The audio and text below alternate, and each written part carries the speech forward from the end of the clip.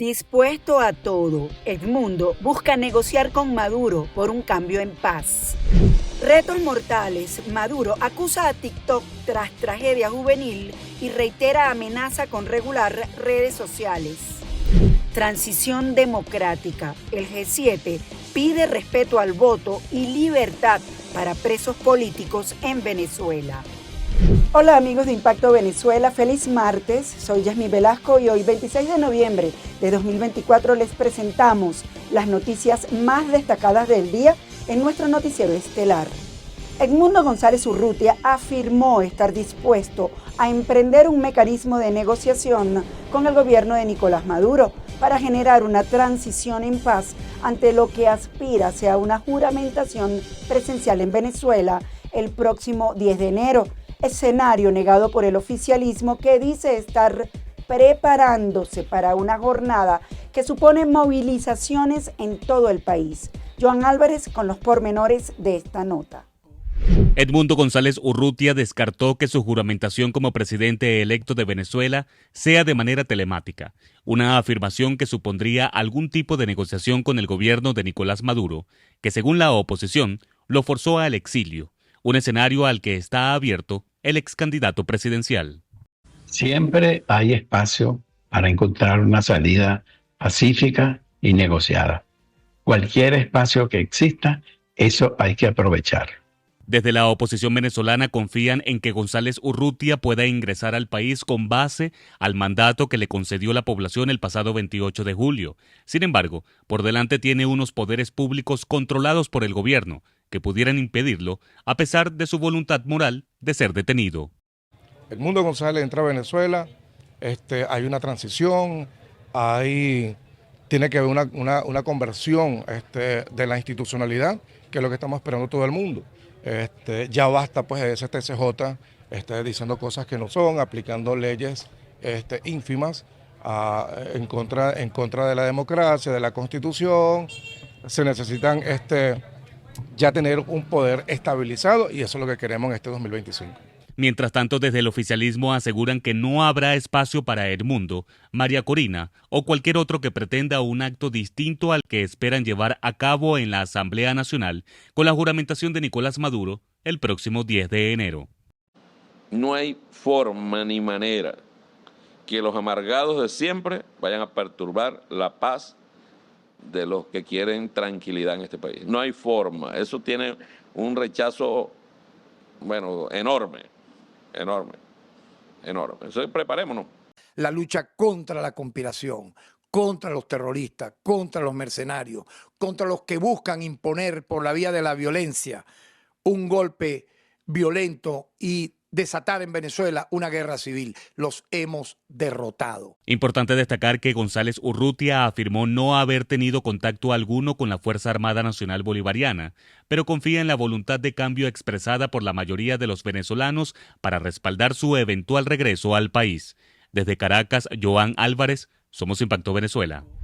El presidente de Venezuela, Nicolás Maduro, recientemente dio 72 horas a TikTok para eliminar contenido de retos virales en su plataforma.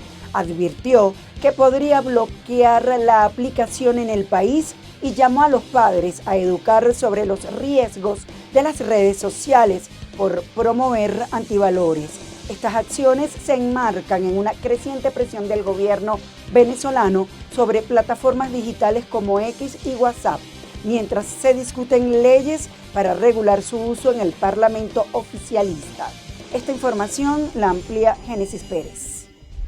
El presidente de Venezuela, Nicolás Maduro, anunció que la justicia del país citará a una audiencia presencial a los representantes de TikTok tras la muerte de 3 adolescentes que participaron en retos virales de la plataforma. Durante su programa de televisión, Maduro señaló que el Tribunal Supremo de Justicia inició un proceso contra la empresa y que las autoridades regulatorias han establecido contacto con TikTok Latinoamérica, la cual respondió por primera vez a una protesta oficial. Se ha iniciado un proceso en el Tribunal Supremo de Justicia a cargo de la Sala Constitucional.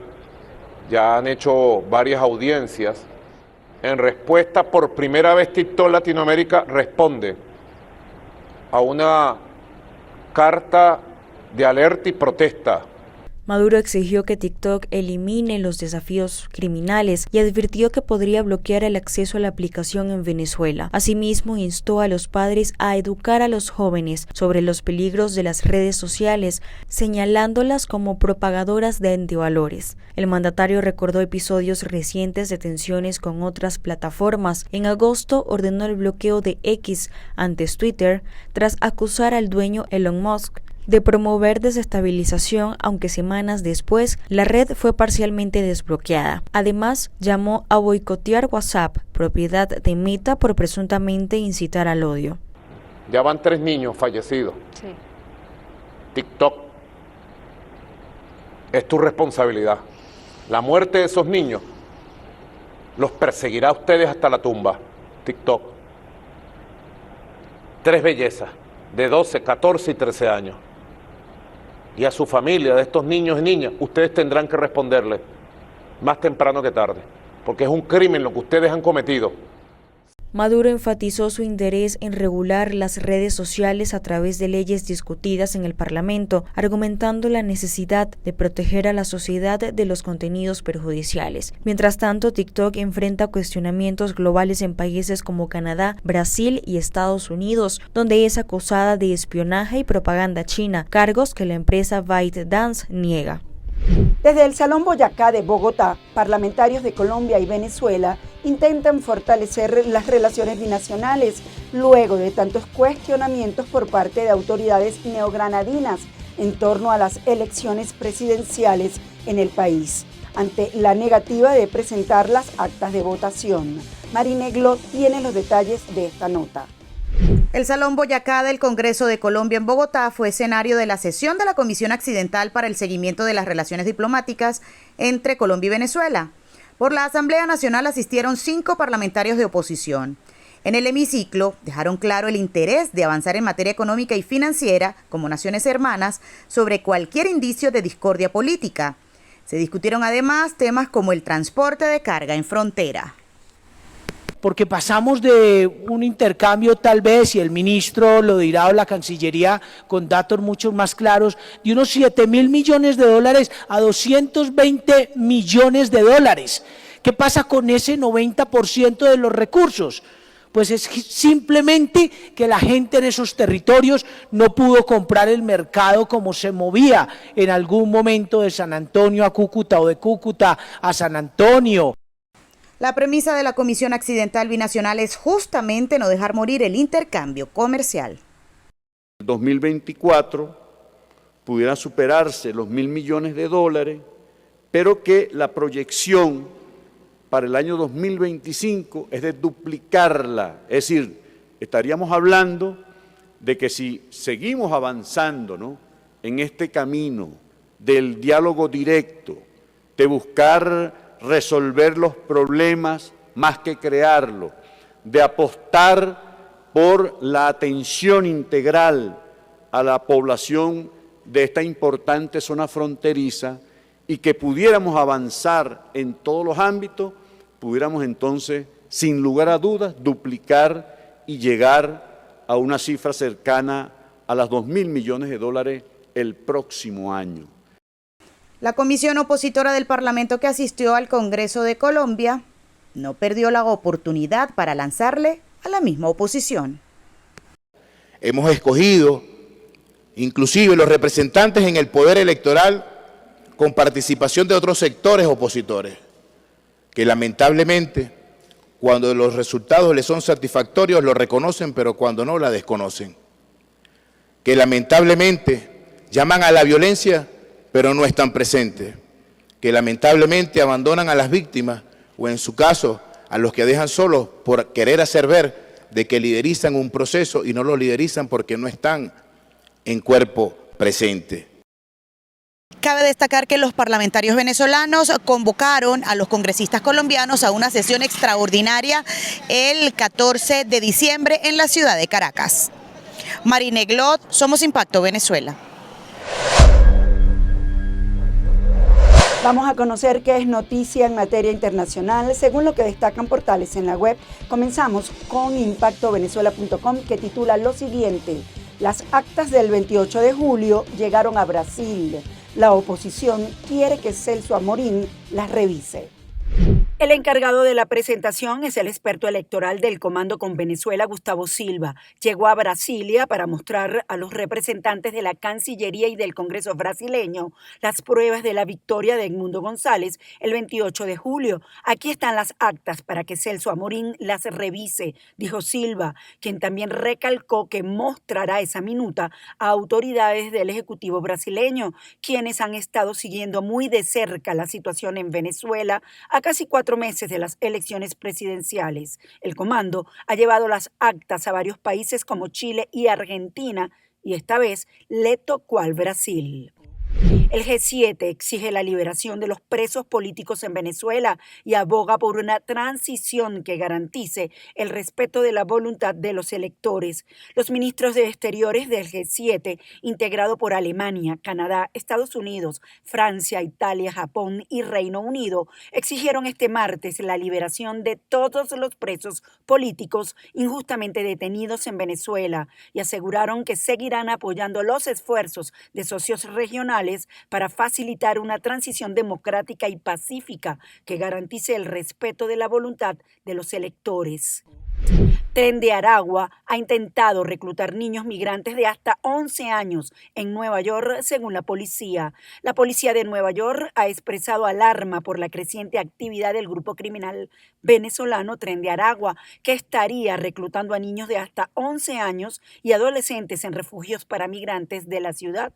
Según el jefe de detectives de la policía de Nueva York, Joseph Kenny, se ha identificado a 39 miembros activos en esta ciudad, además de un subgrupo conocido como Little Devils, compuesto por menores. Entre los delitos cometidos por estos jóvenes destacan robos en tiendas, asaltos con armas de fuego o cuchillos y hurtos de objetos de alto valor como joyas y teléfonos.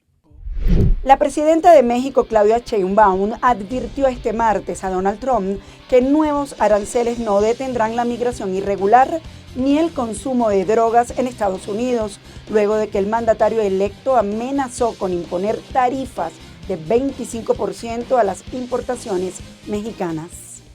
La presidenta de México advirtió el martes a Donald Trump que nuevos aranceles no detendrán la migración irregular ni el consumo de drogas en Estados Unidos. La mandataria hizo el pronunciamiento al leer una carta que enviará al presidente electo de Estados Unidos, luego de que éste amenazara el lunes con imponer tarifas de 25% a las importaciones mexicanas. Presidente Trump, no es con amenazas ni con aranceles como se va a atender el fenómeno migratorio ni el consumo de drogas en Estados Unidos. Se requiere de cooperación y entendimiento recíproco a estos grandes desafíos. Trump, que asumirá el poder el 20 de enero, advirtió que impondrá los aranceles a las importaciones de México y Canadá hasta detener la invasión de drogas y migrantes ilegales. En su red Truth Social, Trump dejó claro que no habrá periodo de gracia, sino que las medidas comenzarán en cuanto vuelva a la Casa Blanca. Sheinbaum insiste en la misiva en un diálogo sobre el tema y explica que aplicar un arancel traería consecuencias. A un arancel vendrá otro en respuesta, y así hasta que pongamos en riesgo empresas comunes. Como ejemplo citó los casos de fabricantes automotrices como General Motors, Stellantis y Ford, que operan en México desde hace 80 años y cuya actividad beneficia a ambos países. ¿Por qué ponerle un impuesto que las ponga en riesgo? No es aceptable y causaría a Estados Unidos y a México inflación y pérdidas de empleo. Sheinbaum argumentó que la fortaleza económica de América del Norte radica en mantener la sociedad comercial. Pasamos a revisar los comentarios que nos dejan sobre la pregunta del día, que hoy está referida a la toma de posesión presidencial de Edmundo González y al llamado de María Corina Machado en estar atentos a próximos llamados a actuar. ¿Aún estás dispuesto a seguir lineamientos de la líder opositora? Los leemos. Con audios y videos de teléfonos no cae Maduro. Antes salía por Zoom, ahora manda audios. ¿Cómo creen en una persona así? Sí, ella sabe lo que hace, no nos ha fallado. Creo en María Corina Machado. Amigos, gracias por acompañarnos en este recorrido informativo. Nos vemos mañana en una nueva emisión estelar de Impacto Venezuela. Y como siempre, les recuerdo seguirnos en nuestras redes sociales y canal de YouTube.